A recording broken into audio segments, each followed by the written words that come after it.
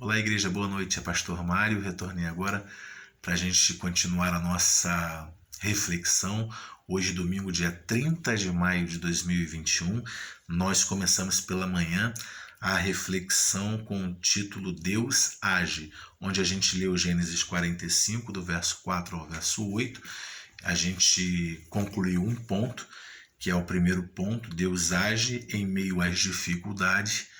E agora a gente vai dar continuidade. Para isso eu vou te convidar a fazer a leitura novamente de Gênesis 45, do verso 4 ao verso 8, onde é dito assim: Disse José a seus irmãos: Agora chegai-vos a mim. E chegaram-se. Então disse: Eu sou José, vosso irmão, a quem vendestes para o Egito. Agora, pois, não vos entristeçais, nem vos irriteis contra vós mesmos, por me haverdes vendido para aqui, porque para a conservação da vida Deus me enviou adiante de vós, porque já houve 2 anos de fome na terra, e ainda restam 5 anos em que não haverá lavoura nem colheita. Deus me enviou adiante de vós para conservar vossa sucessão na terra e para vos preservar a vida por um grande livramento. Assim, não foste vós que me enviastes para cá, e sim Deus, que me pôs por pai de Faraó e senhor de toda a sua casa, e como governador de toda a terra do Egito. Vamos orar? Senhor, louvado seja o teu nome. Muito obrigado, Deus, porque tu és um Deus que está agindo a todo momento, está trabalhando a todo momento pelas nossas vidas, Seu Pai. Nada passa despercebido diante de Ti. Muito obrigado porque nós podemos confiantes esperar em Ti. Louvado seja o Teu nome. Traz, Seu Pai, essa certeza ao nosso coração. Dá-nos, Seu Pai, um renovo, Senhor Pai, um ânimo, Seu Pai, para continuarmos, Senhor, trabalhando para a honra e glória do Teu nome. Que nós possamos estar fortes na força do Teu Espírito Santo. Eu te peço assim pela Igreja Batista Central e Honório Gurgel. Abençoa meus irmãos e irmãs.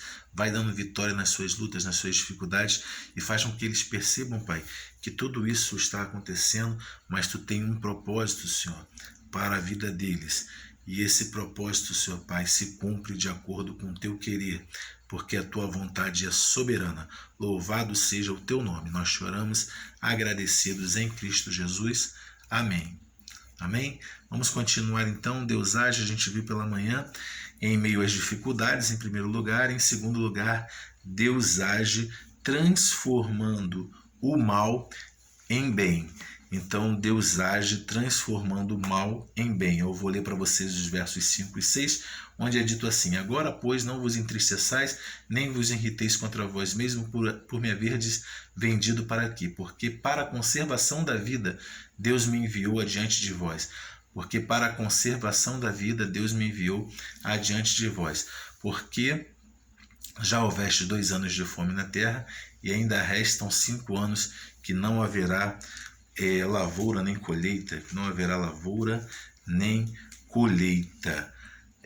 José estava ali para a conservação da vida, porque Deus pegou tudo aquilo de mal que aconteceu na vida dele para transformar num bem maior, para conservar a vida de toda a humanidade.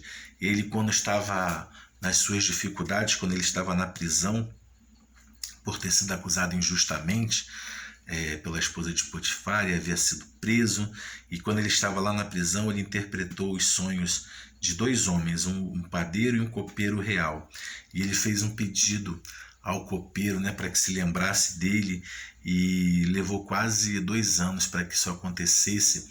Eu fico imaginando aquele tempo todo ele em sofrimento, em dificuldade, todas as coisas que passavam na mente dele. Foi vendido pelos irmãos,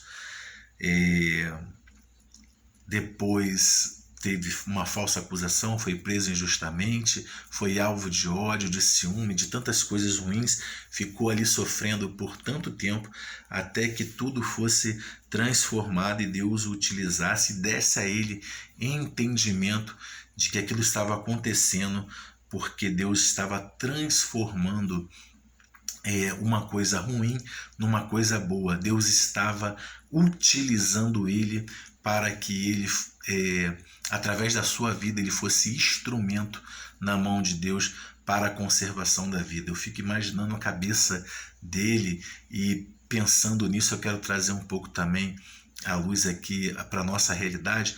Muitos de nós estamos vendo muitas coisas ruins acontecendo, pandemia, muitas pessoas morrendo, né? Isso não é invenção da mídia, por mais que a gente esteja vendo muitas falsas notícias, muito fake news, mas o número de mortes é muito grande. A gente vê muitas pessoas sofrendo, muitas pessoas perdendo pessoas queridas.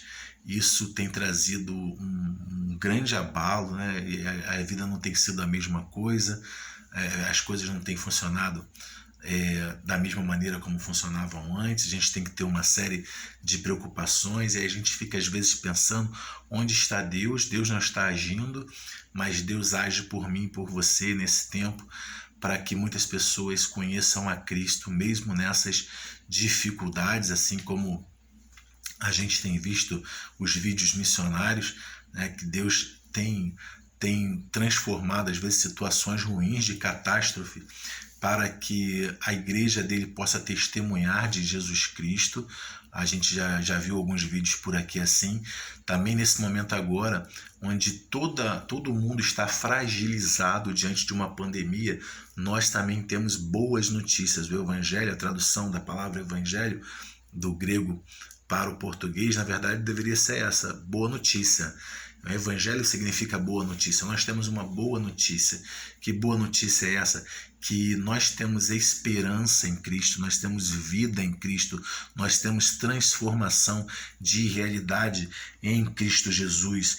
Então ele usa a sua igreja, ele pode usar a mim e a você também para transformar situações.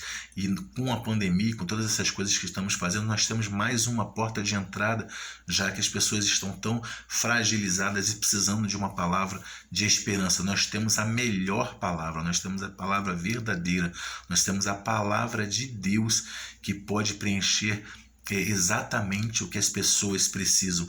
Então eu e você somos canal de Deus para levar vida, para a conservação da vida, assim como José foi no seu tempo. Então pense nisso: Deus age transformando o mal e o bem, e Ele age usando a sua vida. Se coloque à disposição, confie em Deus, espere em Deus e continue vivendo para Ele, trabalhando para Ele. À medida que você vai vivendo, vai falando da sua grandeza. À medida que você vai vivendo, vai deixando sementes pelo caminho, vai falando para as pessoas que você encontrar quando você precisar sair, ou pelas suas mídias. Não deixe de postar a palavra de Deus. Quanto mais você puder postar a palavra de Deus, melhor. Enche as suas redes sociais com a palavra de Deus, com textos bíblicos, com testemunhos. Deixe Deus te utilizar nesse tempo. Então vamos continuar. Deus age, a gente já viu, em meio às dificuldades. Deus age transformando o mal e o bem. Deus age de acordo com a sua soberana vontade. Eu quero ler alguns trechos dos versos 5, 7 e 8. No 5, onde é dito assim,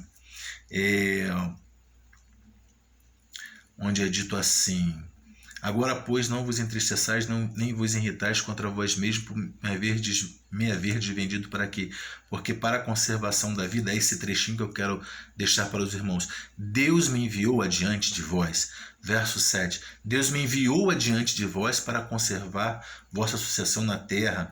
E o verso 8 é dito assim: assim não foste vós que me enviastes para cá, e sim Deus que me pôs aqui. Ele me pôs por pai de Faraó. Olha só, por pai de Faraó e senhor de toda a sua casa, e como governador de toda a terra do Egito. Foi Deus quem fez isso, foi a sua soberana vontade, foi o seu querer. Não foi um golpe de sorte, não foi o acaso, não.